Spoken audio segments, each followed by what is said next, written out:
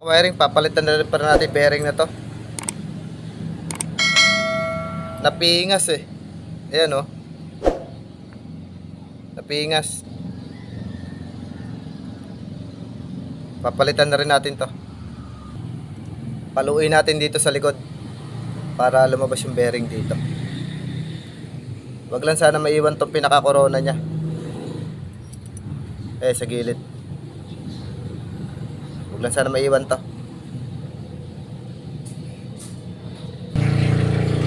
Tanggal na natin mga kawiring ano. Nasira ng tuluyan. Pero buti natanggal natin pati itong corona. Kasi mahirap tanggalin to pagka naiwan. Pwede pa natin itong ipa-welding dito. Ayan. Para lang makuha to. Ayan nyo. Nawasak. Ito yung napingas. Para dito. Nawasak kasi yung bearing nya eh. Pag tinanggal nyo mga kawiring tapos nawasak yung bearing, hindi nyo dala, kunin nyo lang yung takip.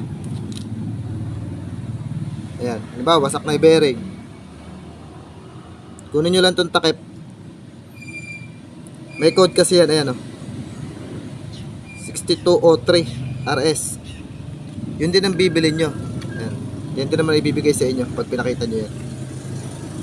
Tapos binuksan ko yung isa, lalagyan pa natin ng grasa. Ayan. Yan yung stock na grasa niyan. Pag bumili kayo, dadagdagan natin para mas maganda. Napila natin, punuin natin. Nahulog pa.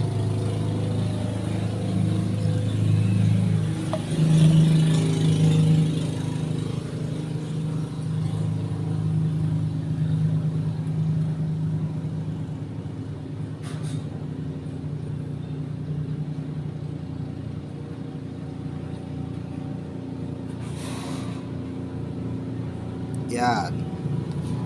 Tapos balik natin yung takip para di pasukin ng dumi.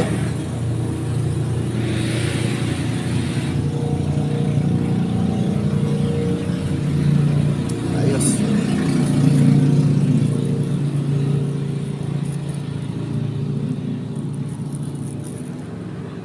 Tapos pagbalik, pukpukin lang natin. Napukpuk ko na kanina konti eh. Side by side lang. Hanggang tumama siya ron sa may lock niya ron sa loob.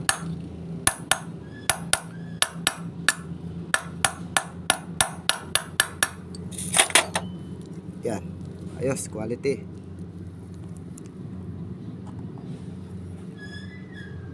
Yun siya oh. Tingnan natin kung kakasya to. Yan. Pala, ayun. Sakto.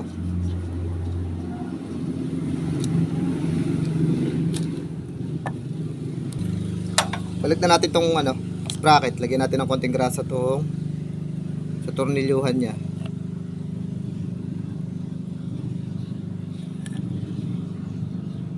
Para smooth lang yung tornilyo. Para hindi siya mahirap tanggalin ulit sa susunod pagka magpapalit tayo.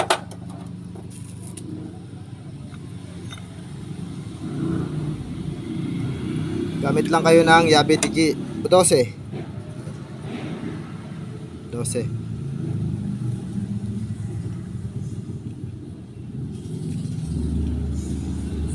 Kala ko rubber damper lang papalitan ko kanina eh.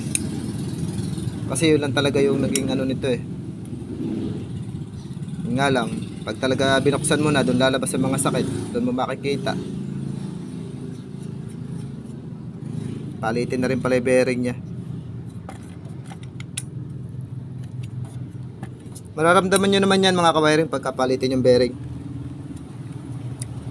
Bearing tsaka rubber damper kasi kumakadyot na yung takbo mo. Tapos gumigewang. Pag kayo nang naramdaman mo, check mo na yung motor mo. Delikado kasi yun pag hindi ka nagpalit.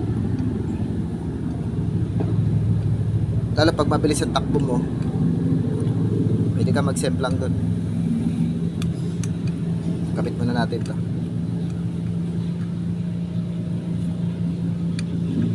isa lumalaban ah. Sana all pinaglalaban.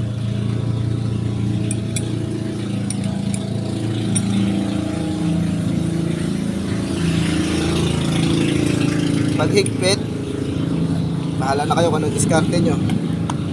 Basta ako pupukpukin ko dito, papaluin ko dito. Paluin mo lang konti, dahan-dahan.